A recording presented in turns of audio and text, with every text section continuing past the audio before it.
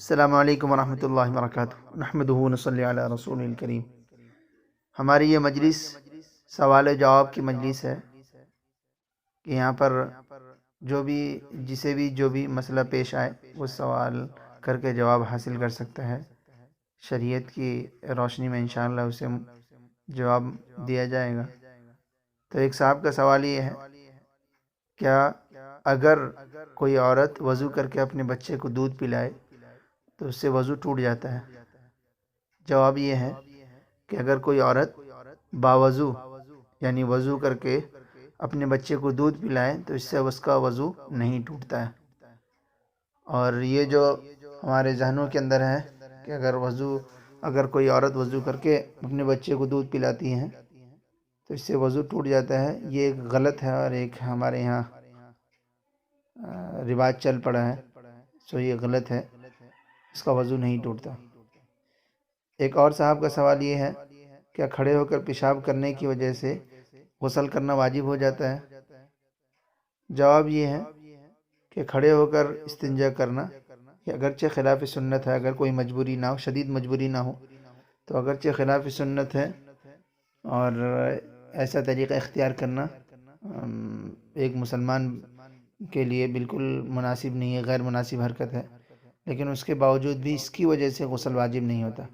کیونکہ پیشاب اور پاخانے کے نکلنے کی وجہ سے چاہے وہ بیٹھ کے ہوں یا کھڑے ہو کر ہوں صرف وضو ٹوٹتا ہے، غسل واجب نہیں ہوتا۔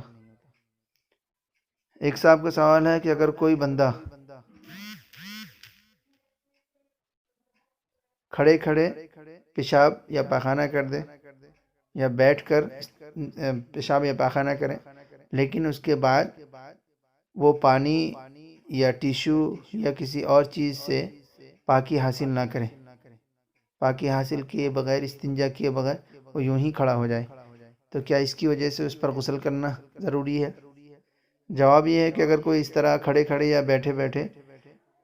پیشاب کر کے اٹھ جاتا ہے، پانی استعمال نہیں کرتا، کلوخ نہیں لیتا یا ٹیشو وغیرہ نہیں لیتا، تو ایسا کرنا مناسب نہیں ہے، لیکن اس طرح بغیر استنجا کے کھڑے ہو جانے سے غسل اس پر واجب نہیں ہوتا، صرف اس کا وضو ٹوٹتا ہے۔ ہاں، پیشاب یا پاخانہ وغیرہ کے قطرے اگر جن کپڑے کے جس حصے میں لگے ہیں ان کو دھلنا ضروری ہے، بدن کے جس حصے پر ہیں ان کو دھلنا ضروری ہے۔ چنانچہ نماز کے حق میں پیشاب یا پاخانے کا جو قطرہ بغیر دھوئے، جو قطرہ جہاں بدن کے جس حصے پر لگا ہو یا کپڑے کے جس حصے پر لگا ہو، اگر وہ 1 درہم یعنی پیسے 1 روپے کے گلائی کے سے کم یا 1 روپے کی گلائی کے برابر وہ نجاست لگی ہے، پیشاب یا پاخانہ لگا ہے، تو اس کے ساتھ نماز پڑھنا گو کہ درست ہے، لیکن اس کو ختم کرنے پر، اس نجاست کو دور کرنے پر قدرت ہونے کے باوجود دور نہ کرنا مکروہ تحریمی ہے۔ اور اگر بدن پر یا کپڑے پر 1 روپے کی گولائی سے زیادہ پیشاب یا پاخانہ لگا ہے تو اس کے ساتھ نماز پڑھنا درست نہیں ہوگا، اور وہ شخص حامل نجاست کہلائے گا، یعنی نجاست کو اپنے ساتھ لے کر چلنے والا، لہذا اس کے ساتھ نماز نہیں ہوگی۔ اگر 1 روپے کی گولائی سے زیادہ پیشاب یا پاخانہ ہے تو اس کو دور کرنا ضروری ہے، اس کے ساتھ نماز پڑھنے کی گنجائش نہیں ہے۔ اور اگر 1 روپے کی گولائی کے برابر یا اس سے کم ہے، اگر اس کو دور کرنے پر، نجاست کو ختم کرنے پر قدرت ہے، پانی وغیرہ ہے، تو دور کر کے نماز پڑھنا چاہیے۔ اگر کوئی اسی کے ساتھ نماز پڑھ لے تو وہ یہ مکروہ تحریمی ہے، لیکن نماز ادا ہو جائے گی۔ واللہ اعلم بالصواب۔